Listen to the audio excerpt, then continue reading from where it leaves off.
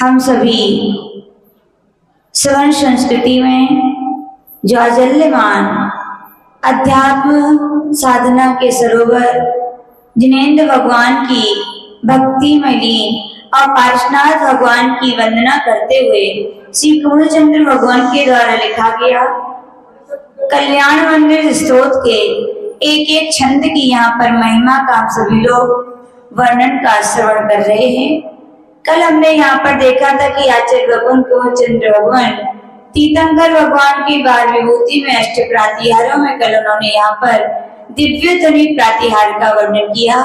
यहाँ पर कहा गया कि भगवान की दिव्य ध्वनि भव्य जीवों के निमित्त से खिलती है, वो भी ओंकार में होती है। और उसमें कहा था कि वह दिव्य ध्वनि 18 महाभाषाओं और 7 भाषाओं से युक्त होती है।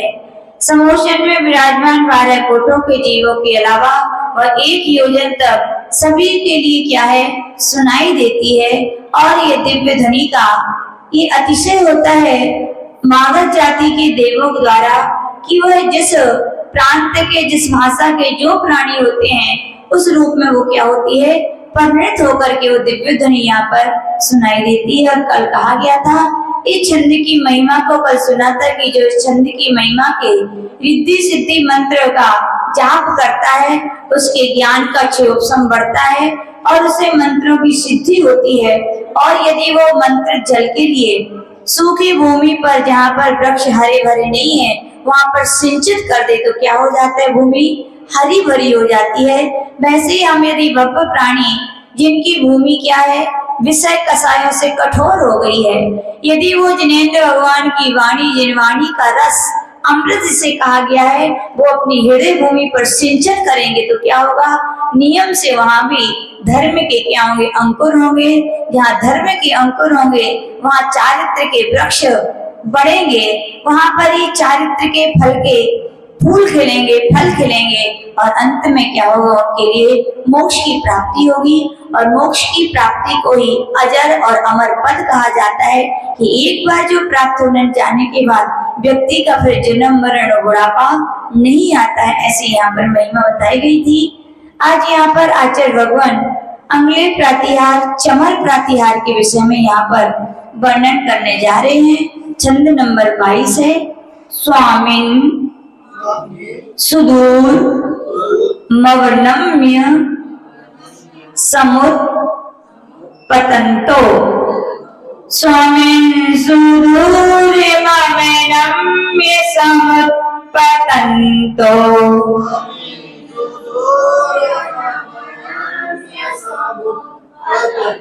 मन्ये वदन्ति शुचियः सुर चाम रौघा मन्ये वदन्ति शुचियः सुर चाम रौघा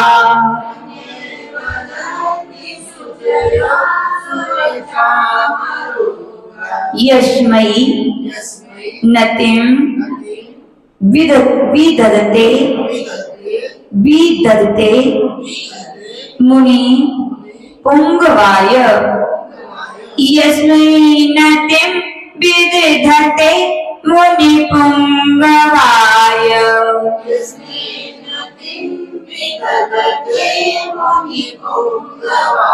ते नून मूर्ध्व रा का उच्चारण मुंह के बाद मूर्ध्व गतया खलु शुद्ध भावा तेनून मूर्ध्व गतया खलु शुद्ध भावा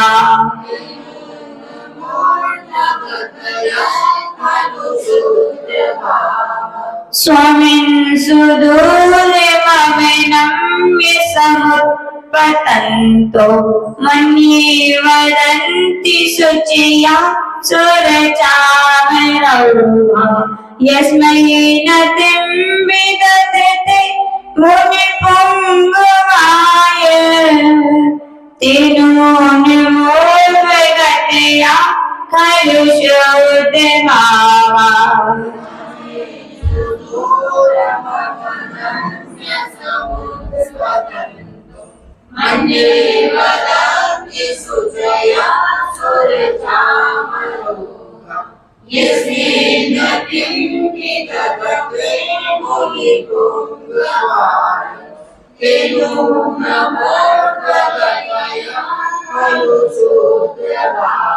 छंद सरल है, मूर्ध में पर ध्यान रखना है। राग का उच्चारण बड़ा मूर्ध, क्या बोला है? तो इस प्रकार से आचार्य भगवान एक एक प्रातिहार क्या हमारे लिए शिक्षा दे रहे हैं, एक एक प्रातिहार का भगवान के उपदेश में क्या क्या प्रयोजन है हमारे जीवन में, हम यहाँ पर सीख रहे हैं। यहाँ पर कवचंद्र भगवान इस छंद में कह रहे हैं, अर्थ देखेंगे। स्वामी यानी कि हे भगवान, हे पार्श्वनाथ भगवान, मन्ये मैं मानता हूं कि सुदूरम यानी कि नीचे को बहुत दूर तक, अवनम्य यानी नम्बीभूत होकर के, समुत्पतनता ऊपर की ओर जाते हुए, सुचिया यानी कि पवित्र, या सुचि का अर्थ होता है धवल सफेद, सुर चामर रौघा देवों के चमर समूह, वदंती यानी लोगों से कह रहे हैं कि अस्मय मुनि पुंग बाह्य, जो इन श्रेष्ठ मुनि को यानी कि पार्श्वनाथ भगवान तीर्थंकर भगवान को नतिम यानी नमस्कार, विदते यानी करते हैं, ते यानी वे, नूनम यानी निश्चय से, शुद्ध भावा विशुद्ध परिणाम वाले होकर, ऊर्ध गतिया यानी ऊर्ध गति वाले अर्थात भवंती खलु यानी स्वर्ग और मोक्ष को क्या करते हैं? प्राप्त करते हैं। यहाँ पर आचार्य भगवान कह रहे हैं कि जो देवों के द्वारा यक्ष जाति के जो देव होते हैं वे भगवान के ऊपर 64 चवर ढोते हैं। क्या करते हैं? वे 64 चवर ढोते हैं। और 64 चवर भी कैसे होते हैं? तो कहा गया यहाँ पर वे चवर कैसे होते हैं? सुचिया यानी कि धवल होते हैं। क्या होते हैं? उनका डंडा तो होता है चांदी का, और जो उसमें वो लगे रहते हैं वो क्या होते हैं? धवल सफेद होने चाहिए। और कैसे होने चाहिए? कोमल होने चाहिए, गोटे के। आजकल क्या बन रहे हैं? मोती के चवर इसलिए ढोए जाते हैं कि आपके लिए कोमलता का, आपको हवा मिले। यह कहीं श्रद्धा भक्ति का प्रतीक है कि यदि धोखे से आपको लग भी जाए तो आपको कष्ट नहीं हो। मोती के यदि लग जाए तो क्या हो जाए? जोर से लग जाए तो बहुत वेदना के कारण। तो ध्यान रखना, आगम में यही आया है कि जो भगवान के ऊपर जो चमर ढोए जाते हैं वे कैसे होते हैं? शुभ्र, धवल और कोमल होना चाहिए। प्रमुखता गोटे के ही होना चाहिए, क्योंकि गोटे के चमर क्या हो सकते हैं? हवा प्रदान कर सकते हैं। और यहाँ पर आचार्य भगवान विशेषता बता रहे हैं कि वे देव चमर कैसे ढोते हैं। तो बोले वे पहले चमर बिल्कुल पूरे नीचे की ओर जाते हैं। कहाँ जाते हैं? नीचे की ओर जाते हैं। फिर कहाँ जाते हैं? ढोल यानी कि चमर ढोलने का भी तरीका है, ऐसे ऐसे नहीं। कैसे ढोल जाते हैं? ऐसे ढोल जाते हैं। कैसे ढोल जाते हैं? नीचे से वो ऊपर की ओर जाते हैं। तो यहाँ पर कह रहे भगवान, जो देवता आपके चरण आपके ऊपर चमर ढो रहे हैं वो क्या कर रहे हैं? पहले नीचे जाते हैं फिर ऊपर जाते हैं। मानो वे शिक्षा दे रहे हैं। क्या शिक्षा दे रहे हैं? कि जो भक्त, जो मनीषी शुद्ध भाव से युक्त होकर के भगवान के चरणों में पहले झुकता है, वो बाद में क्या करता है? बहुत सारी जीवन में उपलब्धियों को प्राप्त करता है। या कहें कि भगवान के चरणों में झुकने से उसके लिए भी जो आत्मा का श्रेष्ठ पद, परमात्मा का पद है, उसके लिए वो क्या होता है? प्राप्त होता है। ऐसा भगवान ने कहा था। अपन देखेंगे, पार्श्वनाथ की गुण गाथा सब मिलकर गाओ रे।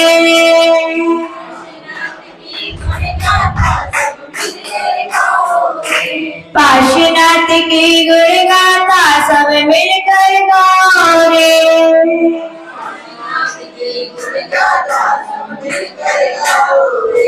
प्रभु की भक्ति, ओहो प्रभु की भक्ति, पार लगाए रे। पार्श्वनाथ की गुण गाथा सब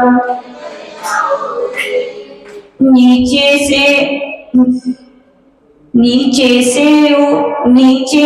ऊपर उज्ज्वल देव ढुलाते चमर धवल।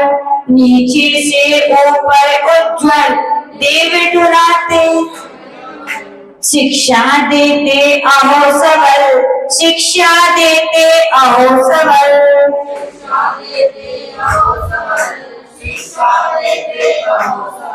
जो प्रभु चरणानत होंगे शुद्ध भाव जुत वे होंगे। जो प्रभु चरणानत होंगे शुद्ध भाव जुत वे होंगे। ऊर्ध्वगमन से विपत्ति होंगे, ऊर्ध्वगमन से विपत्ति होंगे।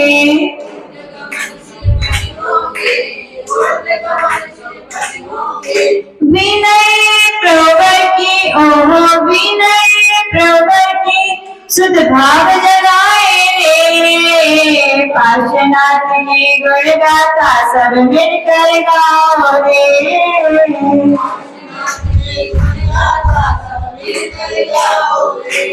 तो यहाँ पर चमर प्रातिहार का वर्णन है। ग्रंथों में यूं कहा जाता है कि चमर अलग अलग लोगों के ऊपर अलग अलग प्रकार से डोराए जाते हैं। तीर्थंकर भगवान के ऊपर देव यदि चमर डोराते हैं तो कितने डोराते हैं? 64। कितने चुड़ाते हैं? चक्रवर्ती के ऊपर 32 चमर डोराए जाते हैं। कितने डोराए जाते हैं? और अर्ध चक्रवर्ती होते हैं तो उनके ऊपर 16 चमर डोराए जाते हैं। कितने डोराए जाते हैं? और महामंडलेश्वर होते हैं उनके ऊपर 8 चमर डोराए जाते हैं। और मंडलेश्वर राजा होते हैं तो उनके ऊपर 4 चमर। और जो सामान्य महाराजा होते हैं उनके ऊपर कितने चमर डोरे जाते हैं? 2 चमर डोराए जाते हैं। तो यहाँ पर भगवान कह रहे भगवान चमर नीचे से ऊपर की ओर जाते हैं। और चमर कैसे हैं? धवल है, शुभ्र है, यानी कि झुक कौन सकता है? बोलो, हर व्यक्ति झुक सकता है क्या? बहुत कठिन है दुनिया में किसी का झुकना। सब यही बोलते हैं हम क्यों झुकें, उनको इतना आता है तो हमें भी तो आता है। वो इतना कर सकते तो हम भी तो कर सकते हैं, है कि नहीं? वो इतना करते तो हम भी तो करते हैं। वो रह रहे तो हम भी तो रह रहे हैं। व्यक्ति का जब तक हृदय निर्मल नहीं होता, यानी कि अहंकार से भरा हुआ हृदय है, बताओ धवल होगा क्या? शुभ्र होगा क्या? पवित्र होगा क्या? अहंकार से भरा हुआ हृदय पवित्र नहीं कहा जाता। अहंकार से भरा हुआ हृदय धवल नहीं है। अहंकार से भरा हुआ हृदय शुचि नहीं है। और जो शुचि नहीं है, धवल नहीं है, पवित्र नहीं है, वो झुक सकता है क्या? 3 काल में नहीं झुक सकता। और झुकने झुकने में भी बहुत अंतर होता है। एक जब व्यक्ति का हृदय पवित्र होता है, श्रद्धा से, भक्ति से, गुणों से दूसरों के प्रति प्रभावित होता है, तो क्या है? झुकता है, स्वयं झुकता है, उसको झुकाना नहीं पड़ता। और एक है जो झुकना पड़ता है। एक झुकते हैं और एक जिनको झुकना पड़ता है। यूं कहा जाता है नमन नमन में फेर है, अधक नमे बेईमान। कई लोग ऐसे भी दुनिया में व्यक्ति होते, बात बात पे बिल्कुल झुके ही रहते हैं। तो आचार्य भगवान कह रहे हैं वे भी बेईमान हो सकते हैं। क्या हो सकते हैं? उनके अंदर भी स्वार्थ हो सकता है, उनके अंदर भी अपनी कोई इच्छा की पूर्ति हो सकती है, इसलिए क्या है? झुकते हैं। नौकर मालिक के सामने झुकता है। क्यों झुकता है? काम है, स्वार्थ है, कुछ मिलेगा। या कहे बच्चे भी माता पिता के सामने कब तक झुकते हैं? जब तक कि उनका स्वार्थ है। या कहे पिता लोग भी बच्चों के सामने कब तक अपनी नम्रता दिखाते? जब तक कि उनका स्वार्थ है। आज हर व्यक्ति झुक रहा है तो किस लिए झुक रहा है? स्वार्थ के लिए। लेकिन ध्यान रखना, धर्म कहता है स्वार्थ के लिए झुकने से उपलब्धियां नहीं मिलती हैं। स्वार्थ के लिए नहीं, या झुकना है तो परमार्थ के लिए झुकना है। किसके लिए झुकना है? क्योंकि कहा जाता है जो झुकता है वही उठता है। क्या है? जो झुकता है वही उठता है। जो जो झुका है उसकी कीमत बड़ी है। जो जो झुका है वो भरा है। जो जो झुकता है वो प्रसन्न रहता है। जो जो झुकता है उसकी कीमत होती है कि नहीं? यदि वृक्ष जब उसमें बहुत सारे फल आ जाते तो क्या है? झुकते हैं। तो कीमत उसकी है कि जो सीधा खड़ा है उसकी है। बोलो, जो झुका है उस वृक्ष की कीमत है। ऐसे वृक्ष लोग अपने घर घर के बगीचे में लगाते हैं कि भैया उसमें फल आए हैं। यानी कि व्यक्ति के पास हृदय में गुण है तो व्यक्ति क्या करेगा? वो स्वयं झुकेगा। और झुका है तो उसकी कीमत है कि नहीं? कीमत है। यदि व्यक्ति झुका है तो आचल भगवान करे वही उठता है कि नहीं? जंपिंग कंपटीशन होते हैं, लोग ऊपर की ओर उछलते हैं, लेकिन बताओ बिना नीचे दबाव डाले क्या ऊपर जाएंगे क्या? बोलो। जंपिंग वाले से पूछो कि भैया डायरेक्ट सीधे ऊपर ही उछल जाते हो क्या? तो बोलेंगे नहीं, पहले मैं पूरा नीचे प्रेशर देता हूँ, पहले मैं अपनी गर्दन को पूरी झुकाता हूँ, पूरी कमर को झुकाता हूँ, कभी खड़े खड़े कोई जंपिंग नहीं लगाता, पूरा घुटना टेक, एक पैर टेक कर दोनों हाथों को जमीन में, गर्दन भी नीचे झुकाएगा, फिर क्या होता है? व्यक्ति ऊपर जा पाता है। तो आचार्य भगवान कह रहे हैं कि जो जो झुकते हैं वे ही उठते हैं, वे ही भर पाते हैं। देख लो, पानी की टंकी में से यदि पानी आपको चाहिए है, यदि उसमें नल लगा है और कोई गिलास सोचे मुझे भरना है और वो टंकी के ढक्कन पे जाके बैठ जाए तो वो भरेगा क्या? उसको कहाँ जाना पड़ेगा? उसको नल की टोटी के नीचे बैठना पड़ेगा। नल की टोटी के नीचे जाएगा तो क्या है? भर जाएगा। ऊपर बैठा रहेगा तो नहीं भर पाएगा। पूज्य गुरुदेव बोलते थे जिनके अंदर झुकने की कला है, ये क्या है? झुकना है कला है भैया। हर किसी के अंदर हर कोई व्यक्ति झुकना पसंद नहीं करता, लेकिन जिनके अंदर झुकने की कला है, यूं कहा जाता है वे किसी भी क्षेत्र में चले जाएं, कैसे भी उनके ऊपर जीवन में आपत्ति विपत्ति आ जाए, लेकिन वो मुस्कुराते मिलेंगे। कैसे मिलेंगे? क्यों? क्योंकि उनमें क्या है? झुकने की कला है। किसकी झुकला है? एक बार की बात है, एक जंगल था, वहां पर बहुत सारे वृक्ष लगे थे, आम के, नीम के, बांस के, बहुत सारे वृक्ष थे। और बड़े बड़े वृक्ष थे तो छोटे छोटे वृक्ष भी थे। और सबसे छोटे यदि पौधा कहा जाता है तो कौन कहा जाता है? घास कहा जाता है। क्या कहा जाता है? एक दिन की बात है कि एक जगह बांस का पेड़ था और उसके नीचे ही क्या लगा था? घास लगी थी। जैसे ही बांस ने नीचे देखा कि ओहो यहाँ तो घास लगी है, हंसने लगा। क्या करने लगा? उसकी खिल्ली उड़ाने लगा। कौन खिल्ली उड़ाता है? किसी की जो अपने आप को उच्च समझता है, अपने आप को बहुत ऊंचा समझता है, तो छोटे लोगों की कीमत नहीं करता। लेकिन ध्यान रखना, छोटों की क्या कीमत नहीं होती? हर स्थान पर सबकी अपनी अपनी कीमत होती है। जहां पर कपड़े जोड़ने का काम हो तो वहां कौन काम आती है? वो छोटी सी सुई ही काम आती है। जब बीमार हो जाते हैं तो छोटी सी गोली ही काम आती है। यानी कि कभी भी ऐसा नहीं सोचना चाहिए कि छोटे हैं तो उनकी कोई कीमत नहीं है। हर व्यक्ति की हर जगह अपनी क्या होती है? कीमत होती है। और छोटे व्यक्तियों को भी ये नहीं सोचना चाहिए कि हम छोटे हैं तो हमारी कोई कीमत नहीं है। छोटे भी अपनी कीमत बना सकते हैं। समय समय की बात होती है। किसकी बात होती है? एक बार की बात सुनाते हैं। हम लोग दीदी थे तो हमारे संग में एक दीदी आई, अब नाम नहीं बताएंगे, तो कद की छोटी थी, क्या थी, और हम लोग पहले आ गए, वो थोड़े दिनों बाद आई। तो हमारे संघ का तो नियम है, अनुशासन है, जो आएगा वो स्थान पाएगा और उसको वैसे ही बैठना पड़ता है। हमारे सब कुछ क्रम से चलता है, उठना बैठना, यहाँ तक कि एक चौके में यदि 5 माता जी पहुंच गई तो ये नहीं छोटी कहीं बैठ जाए, बड़ी क्रम लगेगा। जिसका पहला है क्रम से ही बैठेंगे। यहाँ तक कि आप लोग हंसोगे कि हम लोग यदि जंगल भी जाना पड़े ना तो आप यदि व्यवस्था मिलेगी तो हम लोग को इतनी आदत पड़ेगी, क्या क्रम से ही जाते हैं। यानी कि हर काम क्रम से होता था। तो वहां पर वो दीदी आई तो उन्होंने देखा कि यार यहाँ तो मेरी कुछ पूछ ही नहीं रहे, कोई हमें पूछता ही नहीं है, कोई हमारी कीमत ही नहीं है। उनको ऐसा फील हुआ अपने आप में। तो गुरुदेव के पास पहुंच गई, बोले आचार्य जी हम कद के छोटे हैं इसीलिए हमें कोई पूछता ही नहीं है, बोले हमें लोग सब छोटा समझते हैं, हमारी कोई कीमत ही नहीं है। तो पूज्य गुरुदेव ने कहा सुनो भैया, कोई छोटा बड़ा नहीं होता। बोले संग एक माला के मोती की तरह है। किसकी तरह है? माला की मोती। बताओ कौन छोटा कौन बड़ा? जिसको पकड़ लिया वो उस समय हो गया, क्या बाकी की कीमत नहीं है? क्या बाकी की भी कीमत है। एक मुख्य है अभी तो बाकी गौण है, लेकिन जब दूसरा मोती पकड़ेंगे तो जो मुख्य था वो क्या हो जाएगा? गौण। बाजू वाला क्या हो जाएगा? मुख, यानी कि आचार्य ने कहा पूरा संघ और मेरे हर एक शिष्य रत्न है कि मोती है, मैंने उनको पिरो के रखा है, ना यहाँ कोई छोटा है ना कोई बड़ा है। कीमत बनानी चाहिए, क्या बनानी चाहिए? अपनी कीमत, आपको अपनी योग्यता रखनी चाहिए। बोली मेरे नजरों में कोई छोटा बड़ा नहीं है, लेकिन व्यक्ति की जैसी योग्यता होती वैसा व्यक्ति को मिलता है।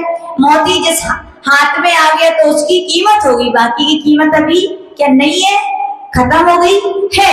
बस इतना है कि अभी गौण हो गई, क्या हो गई? वो उसकी कीमत का अभाव नहीं हुआ, क्या हुआ? उसकी कीमत गौण हो गई है। लेकिन जैसे ही वो मोती छूटेगा और दूसरा मोती हाथ में आएगा तो क्या हो जाएगा?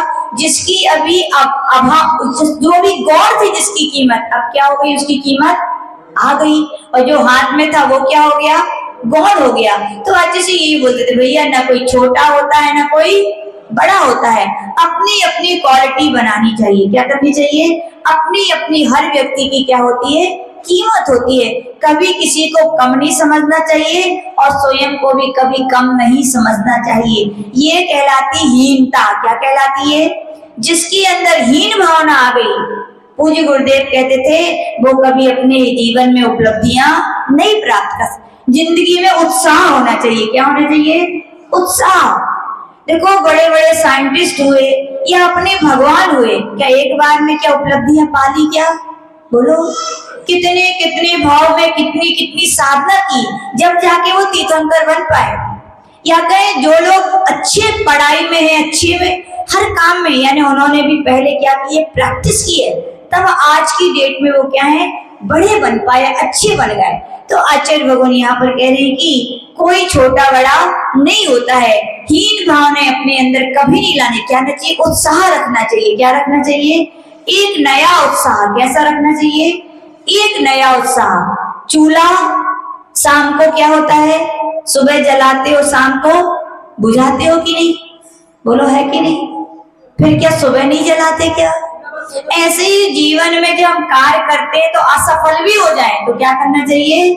फिर से दूसरे दिन एक नए उत्साह के साथ हमें क्या होना चाहिए? तैयार रहना चाहिए। यूं कहा गया, उत्साह का दीप जलाए रखो। कब तक? जब तक कि उपलब्धियों का सूर्य उदित न हो जाए। कब तक? जब तक कि हम पूर्ण उपलब्धि मानो। सभी महापुरुषों ने क्या है? उत्साह बना के रखा है। और उत्साहवान व्यक्ति के लिए कोई भी काम छोटा होता है क्या? कठिन से कठिन, बड़े से बड़े काम यदि कर सकते हैं तो कौन कर सकते हैं? उत्साहवान लोग। और जो अपने आप को हीन समझ लिया है तो क्या होगा? वो व्यक्ति आता भी होगा उसके लिए तो भी क्या समझेगा? हम तो कुछ कर ही नहीं सकते, हमें तो कुछ आते ही नहीं। ये क्या है? हीन भावना है। तो आचार्य भगवान कह रहे हैं कोई छोटा बड़ा नहीं होता। उत्साह शक्ति हो तो वही व्यक्ति अपने आप को बड़ा बना सकते हैं, और हीन भावनाएं आ जाए तो बड़े व्यक्ति भी अपने आप को छोटा बना लेते हैं। तो यहाँ पर वो जो बांस था वो क्या अभिमानी था, तो घास से क्या सोचा ये तो बहुत छोटी है। बोले अरे इसका जीवन तो बोले बेकार है। बोले क्या जीवन पाया? जब देखो यहाँ से लोग आते हैं तो पैर रख देते हैं, कोई कुछ कर दे तो मेरा देखो जीवन, कोई छू भी नहीं सकता मुझे, क्या कर सकता है? तो बोले क्या बड़े हुए तो क्या हुए, जैसे पेड़ और पंक्ति को फल लागे। बहुत बढ़िया जम्मल जी। बोले ऐसे भी बड़े नहीं होना चाहिए। बांस अपने आप को बहुत ही अभिमानियों की भाषा होती है, तो बांस अपने आप को बहुत अभिमान कर रहा था, मैं ऐसा मैं ऐसा मैं ऐसा। मैं कौन करता है बोलो? तो हम तो यही कहेंगे कि जो मैं करता है वो मनुष्य का शरीर पाया है, लेकिन उसका मन क्या है?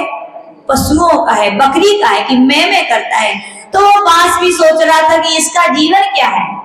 छोटा सा जीवन है, छोटा सा शरीर है, सबके पैरों से कुचली जाती है, इसकी कोई कीमत ही नहीं है। अब क्या हुआ? कुछ दिनों के बाद घास भी मुस्कुरा रही थी। क्या कर रही थी? अच्छे व्यक्ति, अच्छे साधक, हमारे आचार्य हमेशा बोलते थे जो श्रेष्ठ साधक होते हैं, जिनके जीवन में केवल अपने आत्मा की उपलब्धि का ही लक्ष्य है, जिनका हृदय आत्मविश्वास से धवल है, वे चार व्यक्तियों की, अभिमानी व्यक्तियों की, चार क्या 4000 भी बातें सुनकर वो अपने आप में कभी नर्वस नहीं होते, वो क्या होते हैं, खुश रहते हैं। क्या रहते हैं, क्यों खुश है वे, क्योंकि वे आत्मविशुद्धि से भरे हैं। व्यक्ति क्यों अप्रसन्न रहता है, क्योंकि उन्हें आत्म लक्ष्य और आत्मविशुद्धि का ख्याल ही नहीं। हम मोक्ष मार्ग पर आए तो क्यों आए हैं, अपना लोटा छानने आए कि नहीं आए, बोलो क्या छानने आए, हम दूसरों का लोटा छानने नहीं आए। यूं पूज्य आचार्य विशुद्ध सागर जी एक दिन प्रवचन में कह रहे थे, दो प्रकार के व्यक्ति होते हैं। क्या होते हैं, दो प्रकार के प्राणी होते हैं। एक वे होते हैं जो दूसरों का मल खाते हैं। कौन होते हैं वे, कौन होते हैं दूसरों का मल खाने वाले, सुअर होते हैं। और एक छोटे में बच्चे होते हैं जो कभी कभी स्वयं का भी खा लेते हैं। नहीं बच्चे, बोले दुनिया में ऐसे ही लोग जी रहे हैं, खुद की चिंता नहीं है, खुद की आत्मा की चिंता नहीं है, खुद की आत्मविशुद्धि ह्रास हो रहा है, खुद के संकेत परिणामों के कारण हमारे कर्म बंद हो रहा है और बनेंगे कर्म तो फल हमें ही भोगने हैं। व्यक्ति को अपनी चिंता नहीं है, किसकी कर रहा है, दूसरों के निमित्त से। जे ऐसा कर रहे, वे ऐसा कर रहे, ऐसा क्यों कर रहे, ऐसा नहीं किया, इनने कैसा किया। दुनिया भर की प्रचंड में पड़े हुए क्या है, बोले PIG साहब की तरह है। बोले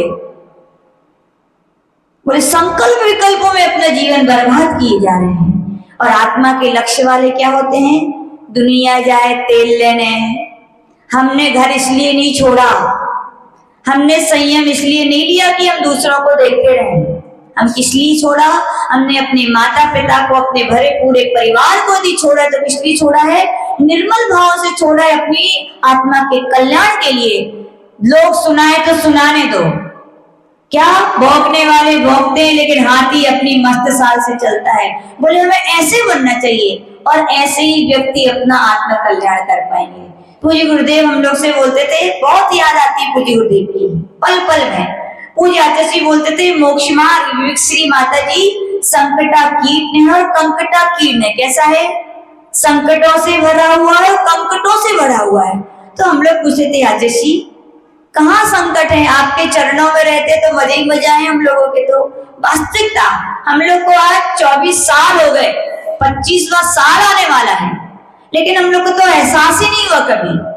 कभी इतने मतलब ऐसे भाव नहीं हो कि हम क्यों आ गए, क्यों हमने ले लिया, हमसे हो नहीं रहा। आत्मविशुद्धि बड़ी बड़ी है, क्या है, क्योंकि आचार्य जी ने पहले सिखा दिया था कि मोक्ष मां संकटा कीन्य और कंकटा की। पूज्य आचार्य जी संकट तो रोज तो आते नहीं है, और कंकड़ भी जब बिहार करते हैं कभी कभार मिलते हैं। आजकल तो बढ़िया रोड बन गई है।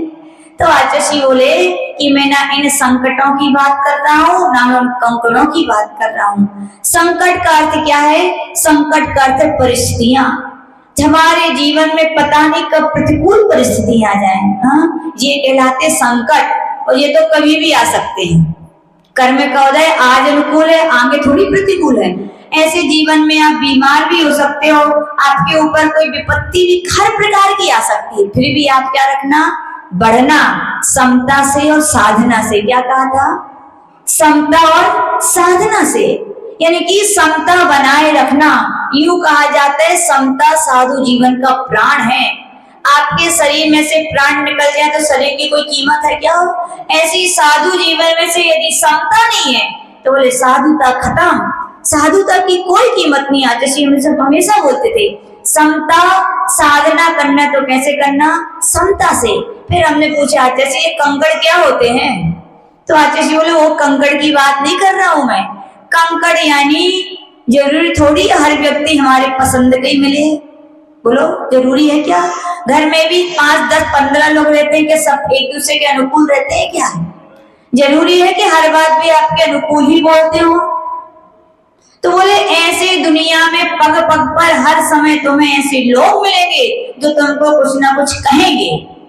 कभी कभी तो ऐसा होगा जो बात वैसी नहीं होगी और उल्टी कहेंगे, तुम क्या करोगे, बोलो लड़ोगे क्या, लड़ोगे तो साधुता समाप्त, क्योंकि समता नहीं है। क्या करोगे, तुमने जो कीमती वेद संयम दीक्षा ली है उसका क्या तोड़ोगे क्या, अपने कसाए बढ़ाओगे क्या, कर्मों का बंद करोगे क्या, क्या करोगे, बोलो। बोले उस समय क्या करना, समता रखना। क्या रखना, समता भाव, उपसम भाव, प्रशम भाव, ये जीवन की हम लोग की पूंजी है, जो हम लोग को विरासत में मिली है। किसमें मिली है? लोग कहते हैं पूज्य गुरुदेव आचार्य विमल सागर जी, आचार्य आदि सागर जी, महावीर कीर्ति आचार्य, साधु संतों की परंपरा में वात्सल्य मिलता है, लेकिन हम कहते हैं वात्सल्य के साथ साथ प्रशम भाव, उपसम भाव, शांत भाव भी मिलता है। यदि वो ना हो क्या है? लोग कहते हैं कि ऐसे कैसे माता जी आप लोग सही लेते हो? केवल किसके बल पे? समता के बल पे। किस पे बल पे? समता के बल पे। क्योंकि कहा जाता है समता अकेली, सुख दुख की सहेली। क्या कहा जाता है? ये सूत्र है। हम लोग ललितपुर में जब 2003 में वहां पर क्लास पढ़ा रहे थे गुरुदेव, तो गुरुदेव ने ये शब्द बोला था, आज भी याद है कि क्या? समता अकेली, सुख दुख की सहेली। कि हे साधक, मोक्ष मार्ग पे बढ़ोगे तो जहां पर फूलों की वर्षा होगी तो सूलों की वर्षा भी होगी। और फूलों की वर्षा वे ही सह सकते हैं जिन्होंने सूलों की वर्षा को सहने का अभ्यास किया है। जिनको सूलों की वर्षा सहने का अभ्यास नहीं है, वे फूलों की वर्षा होगी तो फिसल जाएंगे। तो आचार्य जी हमेशा बोलते थे, चाहे सुख हो चाहे दुख हो, क्या रखो? समता रखो। यही साधक के जीवन का क्या है? प्राण है भैया। सब कुछ छूट जाए, कुछ चिंता मत करो। किसकी करो? समता की। लेकिन कौन कर पाएगा? जिसे आत्म लक्ष्य है। किस कौन कर पाएगा? जो वास्तविकता में आत्म कल्याण के लिए ही आया है, जो व्यर्थ के विकल्पों में पढ़ने के लिए नहीं आया, जिसका हृदय निर्मल है, जिसका हृदय विनय से, ज्ञान से, आत्मविशुद्धि से भरा हुआ है, वो व्यक्ति क्या होगा? हर परिस्थिति में कैसा मिलेगा? कांटों में गुलाब की तरह मुस्कुराते मिलेंगे। कैसे मिलेंगे? कांटों में कष्ट तो आएंगी। तो यूं कहा जाता है मोक्ष मार्ग यानी क्या? मूसलों में क्या ओखली में सिर दिया है तो क्यों? क्या मूसलों से डरना भैया? आई इसीलिए अपन कर्मों की निर्जरा करने, और कर्मों की निर्जरा खाली अच्छा अच्छा मिले, हमारे अनुकूल मिले तो ज्यादा होगी, कि प्रतिकूलता मिले तब हम समता के तो ज्यादा होगी? बोलो। प्रतिकूलता आए और आप उसमें समता रखो तो कर्मों की निर्जरा है। तो सच्चे साधक के जीवन में जब प्रतिकूलताएं आती है तो बताओ वे खुश होते हैं कि दुखी होते हैं? वे तो सोचते हैं बम्पर प्राइज, यानी कि हमारे लिए बहुत अच्छा मौका है, हम ऐसे तो कुछ भी साधना नहीं कर रहे थे, यदि प्रतिकूलताएं आई हैं तो क्या है? अब हम समता रखेंगे। उपसम भाव तबाड़म जय जय बट्टी हवई साहुस्य। जैसे जैसे साधुओं के अंतर उपसम भाव बढ़ता है, वैसे वैसे कर्मों की क्या होती है? पर हे साधक, तुम तो कर्मों की निर्जरा करने आए थे, थोड़ी सी प्रतिकूलता आ गई, थोड़े से लोग प्रतिकूल मिल गए, थोड़ा सा किसी ने प्रतिकूल कह दिया, कहां गया तुम्हारा लक्ष्य? कहां गई तुम्हारी समता? कहां गया वो कर्म निर्जरा का तुम्हारा लक्ष्य?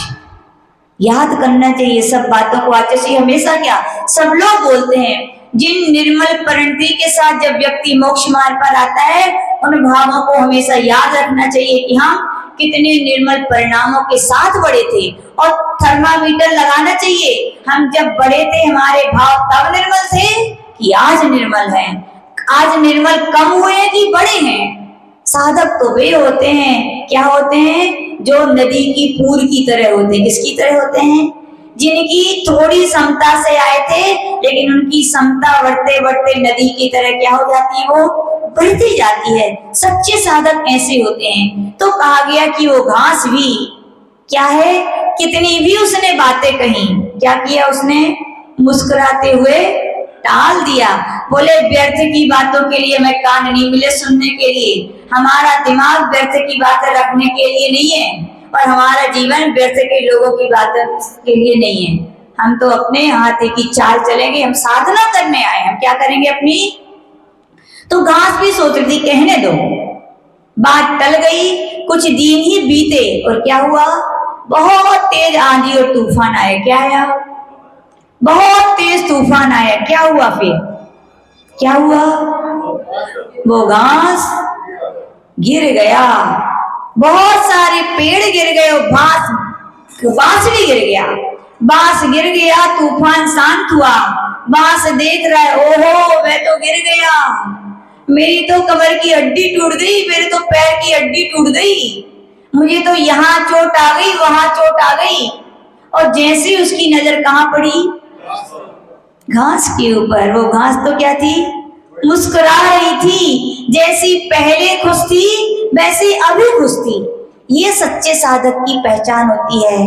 परिस्थितियां अच्छी हैं तो भी मुस्कुराते हैं, परिस्थितियां खराब है तो क्यों?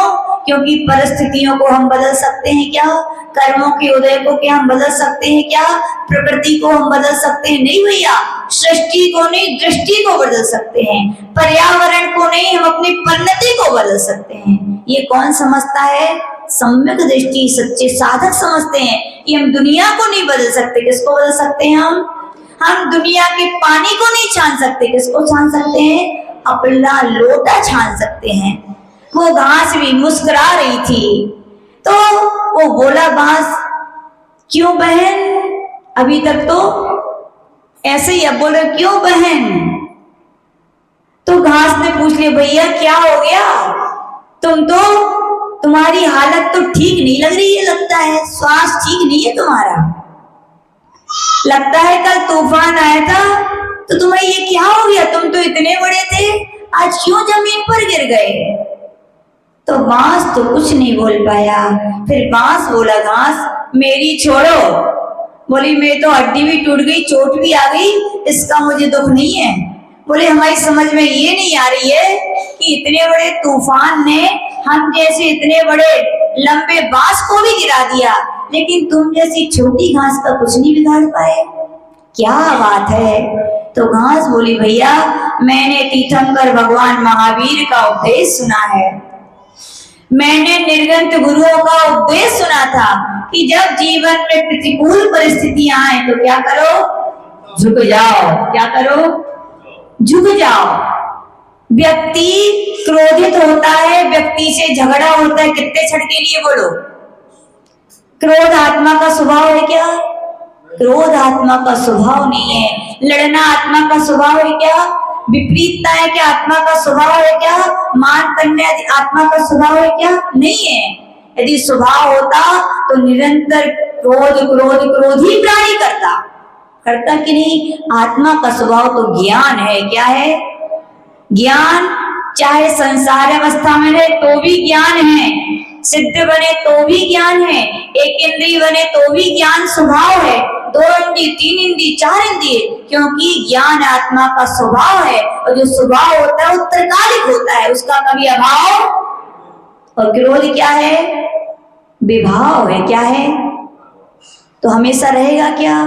कितने क्षण का होता है? कुछ क्षण का। कितने क्षण का? घर में 19 घरों में शांति होती, किन में होती है? जिनमें ये कला होती है। क्या कला होती है? जो ये जानते भैया इनको क्रोध आ रहा है, क्रोध आत्मा का स्वभाव नहीं, विभाव है, क्षणिक है, अभी शांत हो जाएगा। पानी को कितना भी गर्म कर दो, कब तक गर्म रहेगा? जब तक कि अग्नि के संयोग में है। जैसे अग्नि से उठा के इसको अलग रख दो, कैसा हो जाएगा? ठंडा हो जाएगा ना। भू प्राणियों, तुम भी यही समझो, तुम्हारे घर के लोग तुम्हारे अपने हैं। क्या है? क्रोध यदि आ रहा है, गुस्सा यदि आ रही है तो किसी संयोग से हो रही है जो बात, उस संयोग से क्या करो? वो टॉपिक को, बात को क्या कर दो? थोड़ी देर के लिए दूर कर दो, इग्नोर कर दो। क्या कर दो? उसको छोड़ दो। तो क्या हो जाएगा? बात अपने आप पानी की तरह, कुछ नहीं करना पड़ेगा, क्या हो जाएगी? और कुछ लोग क्या होते हैं, अब भी समाधान करो, ऐसा हुआ तो क्यों हुआ? फिर देखो क्या किया आपने? अग्नि में और ईंधन डाल दिया। ऐसे घरों में निरंतर अशांति होती है। ऐसे व्यक्तियों के जीवन में क्या होती है? अशांति। और जो क्या करते हैं, बात को टालते हैं, उनके जीवन में क्या होती है? एक गरम दल हो जाए तो दूसरे को क्या हो जाना चाहिए? नरम हो जाओ भैया, तभी सुख शांति मिलेगी। तो वो घास शिक्षा दे रही थी कि हमने ऐसा भगवान महावीर का उपदेश सुना था कि परिस्थितियां जब प्रतिकूल आए तो क्या करना चाहिए? झुक जाना चाहिए। कौन झुकता है? झुकते वही हैं जिन्हें विनय का वरदान होता है। क्या कहा? सुन लेना, झुकते वही हैं जिन्हें विनय का वरदान होता है, अकड़ कर रहना तो मुर्दों का पहचान होता है। जिनके अंदर विनय है, जिनके अंदर मार्दव भाव है, जिनका हृदय दया से, अपनेपन से, नमी से भीगा हुआ है, वे व्यक्ति क्या है? झुक जाते हैं। और यूं भी कहा जाता है प्रसन्न वही रहते हैं जिन्हें विनय का वरदान होता है। प्रसन्नता आती कहां से बोलो? कहां से आती? विनयशील व्यक्ति, वो घास क्यों प्रसन्न थी? उसके अंदर विनय थी। तो क्या हुआ? वो उसने बताया भैया, तो बांस बोला कि कल तो तूफान चारों तरफ से आया, पूर्व से भी आया, उत्तर से भी आया, दक्षिण से, सब जगह से आया। मैं तो चारों तरफ की हवा के धक्के खा के गिर गया, तू क्यों नहीं गिरी? तो यही बोली भैया, पूरब से जब हवा का झोंका आया तो मैं पूरब की ओर झुक गई, दक्षिण से हवा का झोंका आया तो मैं दक्षिण की ओर झुक गई, उत्तर से आया तो उत्तर में झुक गई, और पूरब से आया तो मैं उसकी अनुकूल हो गई। तो उसने मेरा कुछ, मैं यदि प्रतिकूल हो जाती, हवा पूरब से आती और मैं पश्चिम में अड़ जाती तो मैं टूट जाती, है कि नहीं? मैंने क्या किया? जहां से हवा आई मैं उसी ओर झुक गई। झुक गई तो देखो क्या हूं? ज्यों की त्यों खड़ी हूं, प्रसन्न हूं। तो बांस ने सीख लिया। क्या सीख लिया? कि भैया जीवन में मुस्कुराते हैं। कौन से लोग मुस्कुराते हैं? जिनके अंदर झुकने की कला होती है। बड़ा आश्चर्य है, व्यक्ति झुकना नहीं चाहता लेकिन झुकाना चाहता है। क्या चाहता है कि नहीं? और ऐसा हो सकता है क्या? नहीं भैया, किसी को झुकाना है यदि एक बार तो 100 बार तुम्हें झुकना पड़ेगा पहले, है कि नहीं बोलो? कब बड़ों की बात छोटे व्यक्ति मानते हैं? जब छोटों की 100 बातें बड़े लोग हाँ हाँ हाँ करके मान लेते हैं, तब भी छोटे व्यक्ति एक बार क्या है मानने के लिए तैयार होते हैं। यानी कि पूज्य गुरुदेव हम लोग से हमेशा बोलते थे, संग में निभना और निभाना बहुत जरूरी। संग बेही संग बन सकते हैं। क्या बन सकते? जिसमें निभना और निभाना। और जहाँ निभना निभाना है वहां 100% किसी की कोई सोचे हमारी चले तो चल पाएगी क्या? 3 काल में नहीं चलने वाली। कभी क्या होता है, हम उनकी सुनते हैं तो कभी अपनी भी सुनाते हैं, कभी अपनी सुनाते हैं तो वो सुनते हैं। जहाँ ये कला है वो क्या हो जाता है? घर हो चाहे संघ हो, वहाँ एकता, संगठन, प्रेम होता है। और जहाँ झुकने की कला तो नहीं है, झुकाने की कला है, तो क्या चल पाएगा? क्या नहीं। तो प्रेम और वात्सल का सबसे बड़ा सूत्र पूज्य गुरुदेव बोलते थे, क्या झुको और तुम भी झुको, तभी व्यक्ति क्या है झुक सकता है। तो यहाँ पर आचार्य भगवान यही कह रहे हैं कि बांस ने सीख लिया कि झुकेंगे तो जीवन हमेशा हम हरे भरे रहेंगे और ताजगी में रहेंगे। तो आचार्य भगवान भी यही कह रहे कुमुदचंद्र भगवान कि ये तो लौकिकता में कहा गया। क्या कहा गया?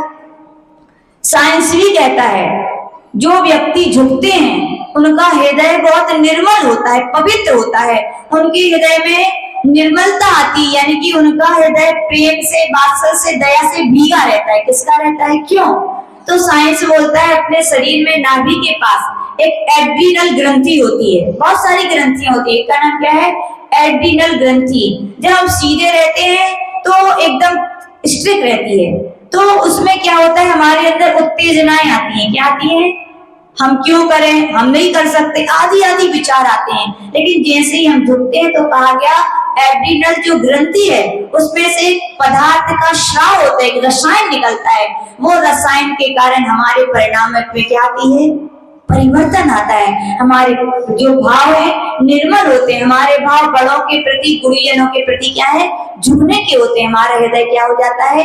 निर्मल हो जाता है। तो यहाँ पर पार्श्वनाथ भगवान की स्तुति करते हुए कुमुदचंद्र भगवान कह रहे भगवान ये चमत्कारी शिक्षा दे रहे हैं कि झुकोगे तो उठ जाओगे। यानी भगवान के चरणों में जो विनय से, श्रद्धा से, भक्ति से, निस्वार्थ भावना से, परमार्थ भावना से झुकता है वो भी क्या है? एक परम पद को प्राप्त कर लेता है, ऐसा कहा गया। अब आचार्य भगवान यहाँ की कहानी बहुत सुंदर है। कहानी आज की हर व्यक्ति के जीवन में उतारने के लिए है। ये एक परिस्थिति हो सकती है एक, लेकिन हर व्यक्ति की अलग अलग परिस्थितियां हो सकती हैं। तो यहाँ पर कहा गया एक राजा था। कौन था ये? सब कुछ उसके पास था, सब कुछ वो करता था, लेकिन उसका शौक था, उसकी हॉबी थी। क्या थी? कि वो बहुत सुंदर बगीचे लगाए। क्या लगाए? और बगीचे में बहुत सुंदर सुंदर वृक्ष लगाए, फल के, फूलों के। उसकी बहुत आंतरिक इच्छा रहती थी और उसने कई बार कोशिश की, लेकिन बात ये थी कि वो जिस पेड़ के पास से निकलता था बड़ी जी, वो पेड़ सूख जाता था। जिस उपवन में वो जाता था वहां का उपवन वो क्या सूख जाता था। बताओ, अपने ही हाथों से कोई पेड़ लगाए, अपने ही हाथों से कोई उपवन लगाए और तुम्हारे जाने में वो सूख जाए, दुख होगा कि नहीं? बहुत पीड़ा थी उसको। क्या थी? और ये बात वो किसी से कह भी नहीं सकता था। क्यों? इज्जत की सवाल है। किसकी है?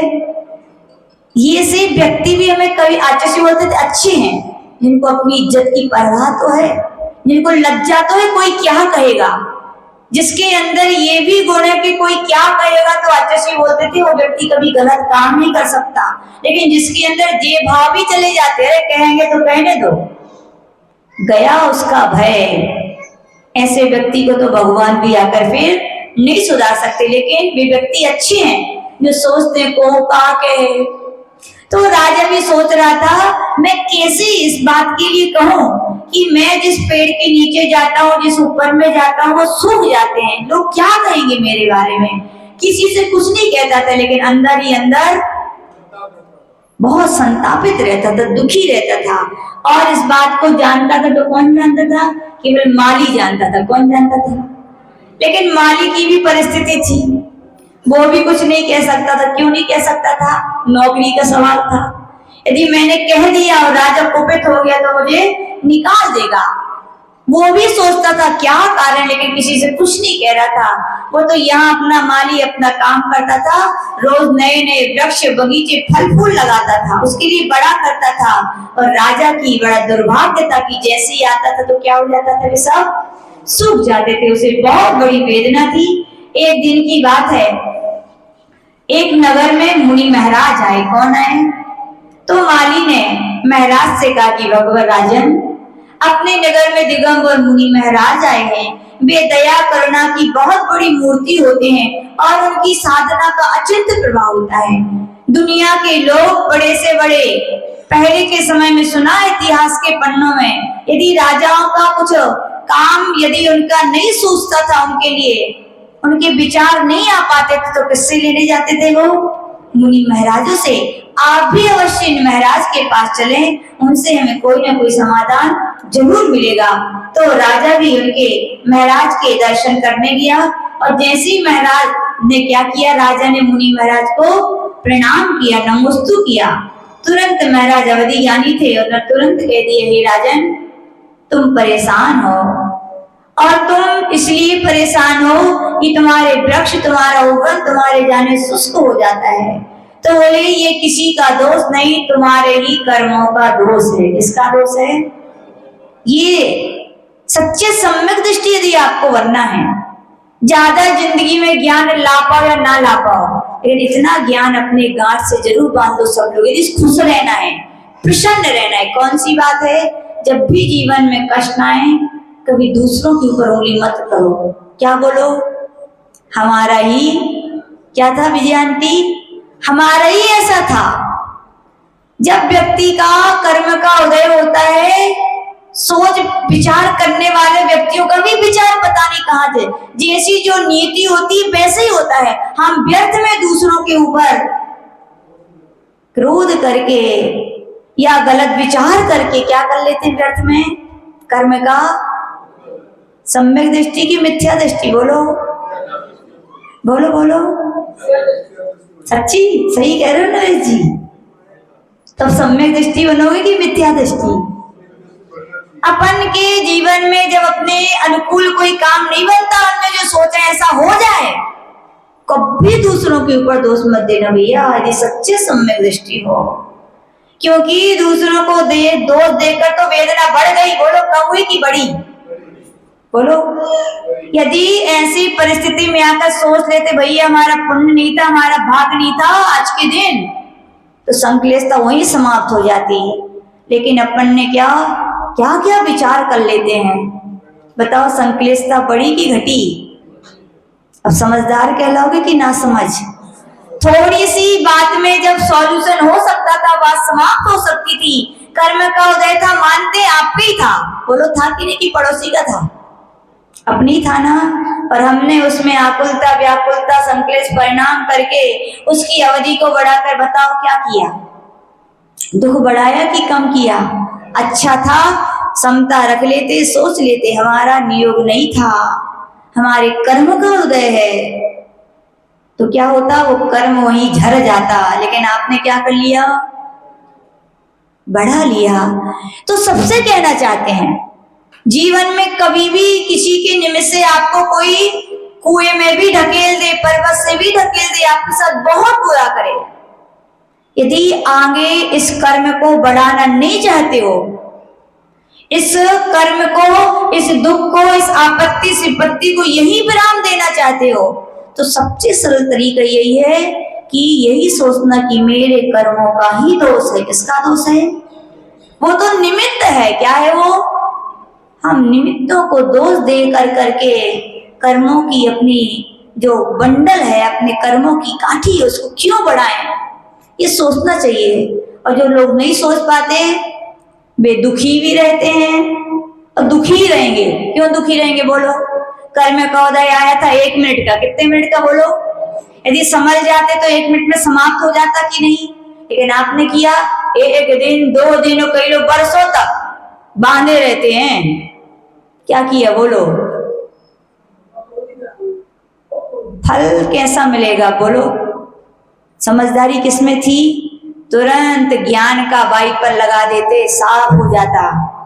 और आपने क्या कर लिया? कचड़ा घर बना लिया अपने दिमाग। और 4 लोग आपके जैसे मिल गए तो फिर कहनी क्या हो, ऐसा हो सकता था, ऐसा कर लेते तो ऐसा हो जाता, ऐसा नहीं करा। रे मत सुनो किसी की बातें भैया, वे तो नमक मिर्ची डालने वाले हैं। ज्ञानी लोगों के पास जाओ और याद रखना, निज आत्मा से ज्यादा ज्ञान और कोई नहीं दे सकता। क्योंकि हर व्यक्ति, यहाँ बताओ कौन ऐसा है जो नहीं जानता कि मेरे कर्मों का उदय नहीं था? बोलो विपत्ति में सब जानते हो ना, फिर काम क्यों नहीं आता?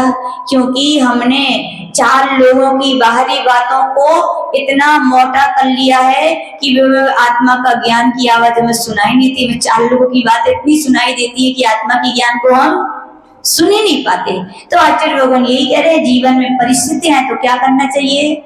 दूसरों को दोष देने से संक्लेशता बढ़ेगी, कर्म बनेंगे और कर्म के फल भी बढ़ेंगे। और सम्यक दृष्टि हो तो मान लो मेरे कर्म का उदय था, सो ऐसा हुआ, और उस बात को क्या कर दो? वहीं समाप्त, खाता बंद। तो ऐसा यहाँ पर आचार्य भगवान ने वहां पर कहा कि हे राजन, तुम्हारे अतीत के दुष्कर्मों के कारण ही तुम आज दुखी और परेशान हो। क्या कहा? ये उस राजन से नहीं, ये समझो कि हर व्यक्ति की जो दुविधा है ना, किसी को कुछ परेशानी, किसी को कुछ परेशानी, तो यही समझो महाराज हे भव्य प्राणी तुमसे कह रहे हैं, तुम आज दुखी हो, तुम आज परेशान हो, तुम्हारी आपत्ति विपत्ति है, तो क्या है? तुम्हारे ही पूर्व कर्म के फल का ये उदय चल रहा है। तो महाराज ने ऐसा कहा तो उसने पूछा, भगवान ऐसा कैसे कि मैं इतना बड़ा राजा हूं, हाँ, और ऐसा बन गया कि जहां से गुजरता हूं वहां के पेड़ पौधे सूख जाते हैं? तो महाराज ने कहा कि भैया तू पिछले जन्म में बहुत बड़ा सेठ थे। क्या थे ऋषभ जी? बहुत बड़े सेठ थे तुम, खूब दान करते थे। क्या करते थे? तुमने खूब धर्मशालाएं बनाई, खूब मंदिर बनवाए, खूब सब कुछ किया, लेकिन तुमने जहां मंदिर धर्मशालाएं बनवाई, स्कूल बनवाई, वहां हरे भरे पेड़ों को सब कटवा दिया था तुमने। देखो, इसीलिए अपने कहा गया श्रावक जो होते हैं श्रद्धावान, विवेकवान और फिर क्रियावान। क्रिया जब भी करो तो कैसे करो? विवेक के साथ करो भैया।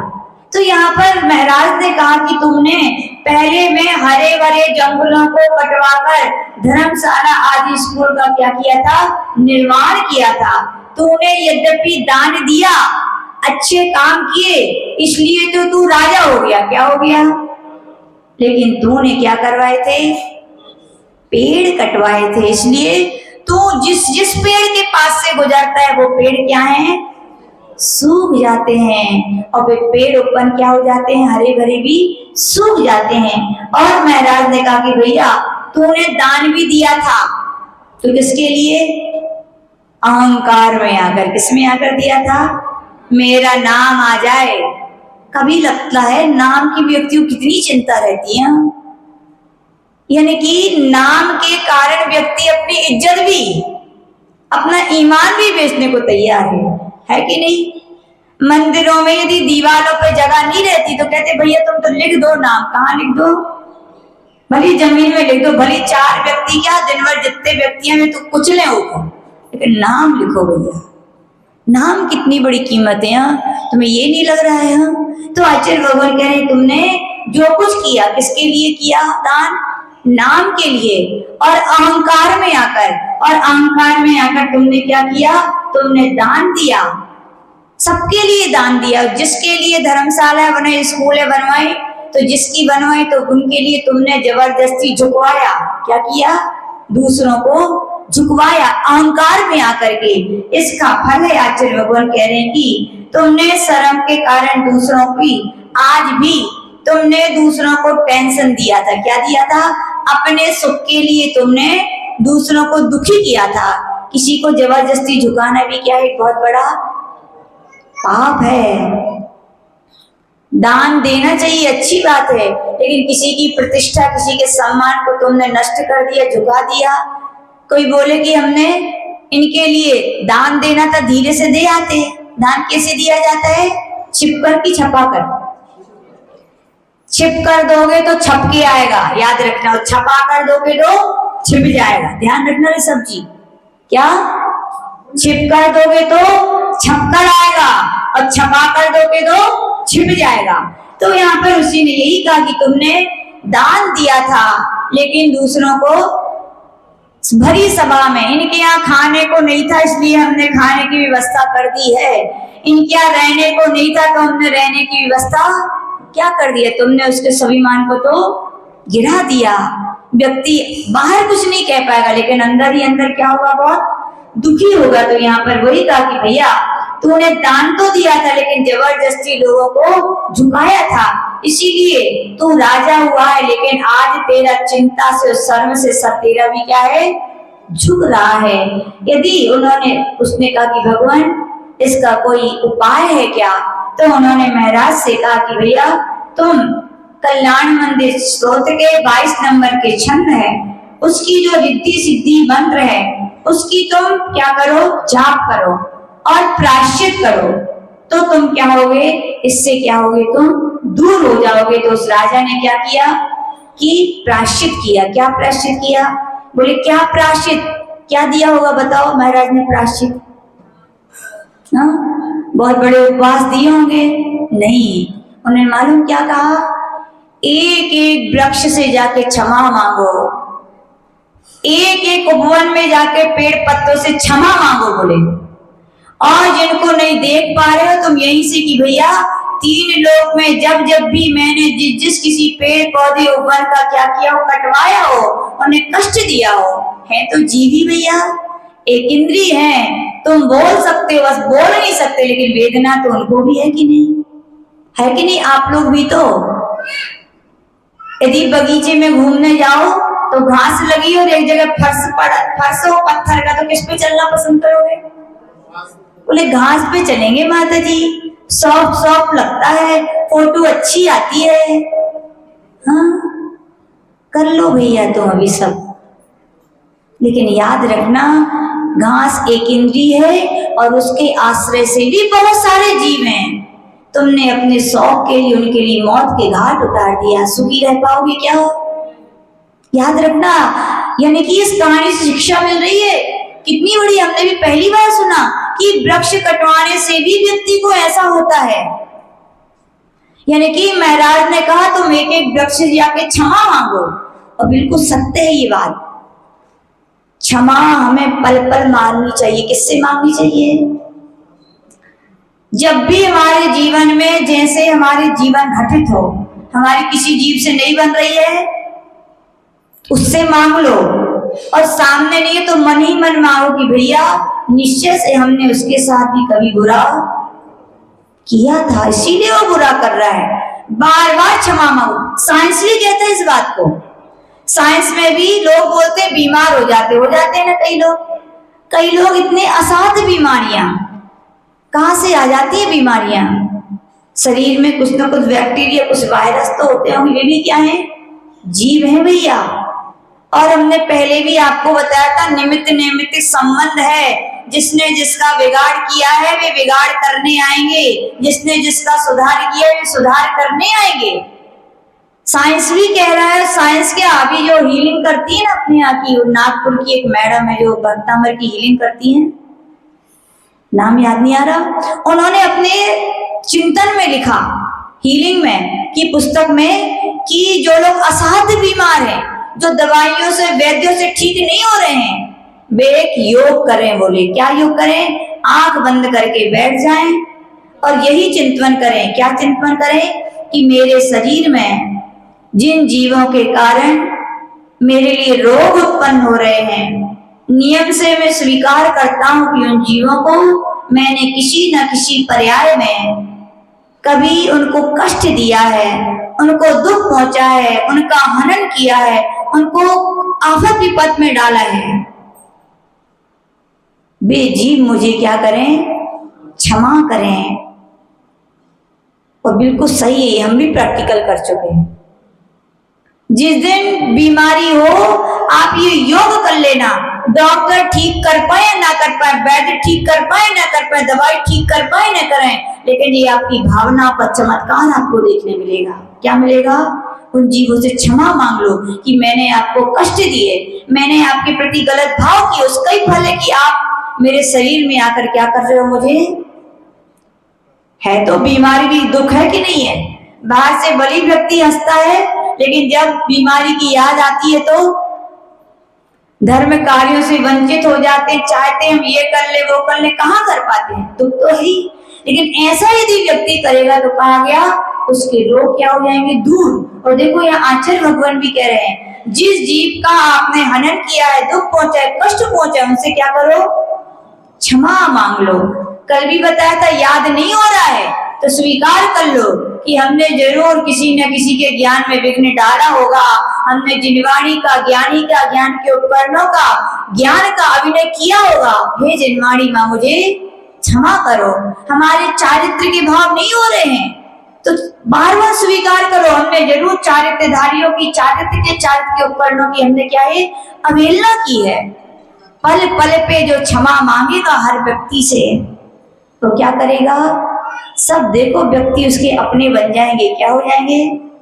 ये बिल्कुल जिसको आप लोग रैकी कहते हो, जिसको हीलिंग कहते हो, यही हीलिंग है, यही रैकी है। क्योंकि मनोवरणाओं का प्रभाव एक दूसरे के मन पर पड़ता है कि नहीं? आपको कहा था ना कि घर में मिठास ना हो तो चींटियां भी नहीं आती, और पानी में मिठास ना हो तो हिचकियां भी नहीं आती। यानी कि अपन को व्यक्ति कब याद करते, यानी कि मनोवर्गनाएं हैं, आपको खुजली होने लगती है। हाँ, क्या ये सब मनोवर्गनाओं का प्रभाव है। हम जैसा सोचते हैं, हम जैसा विचार करते हैं, सामने वाला व्यक्ति भी हमारे बारे में वैसे ही सोचता है, वैसे ही करता है। आप चाहते हो सामने वाला व्यक्ति हमें प्रेम दे तो आप क्या करो? प्रेम, उसके प्रति प्रेम की भावनाएं करने लगो। आप चाहते हो व्यक्ति हमें क्षमा कर दे, आप भी अंतरंग से बार बार कहो हमने उसे क्षमा किया, मैं उससे क्षमा मांगता हूं।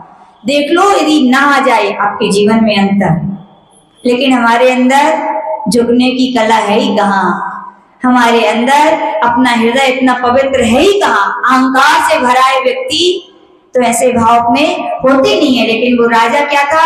मुनि भक्त था। उसने यही सोचा कि भैया दूसरों की जिंदगी मैंने पेड़ों को उखाड़ा था, क्या यानी कि तो आज भी मेरा क्या है? मानसिक दुख है, मुझे मानसिक पीड़ा है।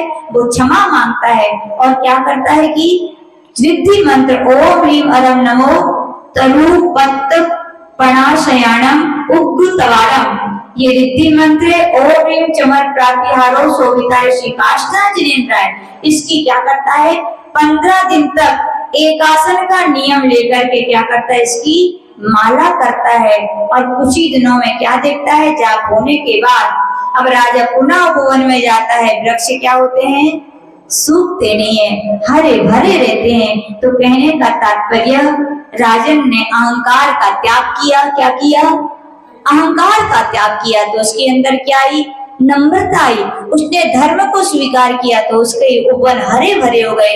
हमें भी अपने जीवन को क्या करना है, हरा भरा प्रसन्न बनाना है, तो अहंकार को तो भैया छोड़ना ही पड़ेगा। मानी फूलता है, क्या होता है मानी, और बाद में फूटता है। क्या होता है, मानी फूलता है और फूटता है, और निर्भिमानी क्या होता है, फैलता है। क्या होता है, रावण मानी था तो क्या हो गया, फूला, अर्ध चक्रवर्ती हो, बाद में फूट गया। और रामचंद्र जी क्या थे, निर्भिमानी थे तो फैलते गए। 3 निकले थे और पूरी सेना के साथ वापस आए, किसके कारण, कि उनके अंदर अभिमान नहीं था। तो आज का छंद, आज के चमर यही शिक्षा देते, भैया में झुक जाओ। क्या कर जाओ, झुक जाओ। झुकने में अपना बिगड़ता है क्या, कुछ बिगड़ेगा नहीं। क्या होगा, अपना भी जीवन बनेगा खुश और सामने वाला का भी, और पूरा वातावरण क्या रहता है, हर्षित रहता है। कब रहता है, जब हम झुक जाते हैं। और आप झुकोगे तो विश्वास रखो, देर हो सकती है लेकिन अंधेर नहीं हो सकती, सामने वाला भी झुकेगा। क्योंकि क्रोध मानवीय आत्मा के स्वभाव नहीं है, क्या है, विभाव है। जब निमित्त हट जाएंगे तो स्वतः पानी की तरह वो भी क्या आ जाएगा, शांत अवश्य हो जाएगा। इसी भावना के साथ जय बोले श्री पार्श्वनाथ भगवान की। महाराज की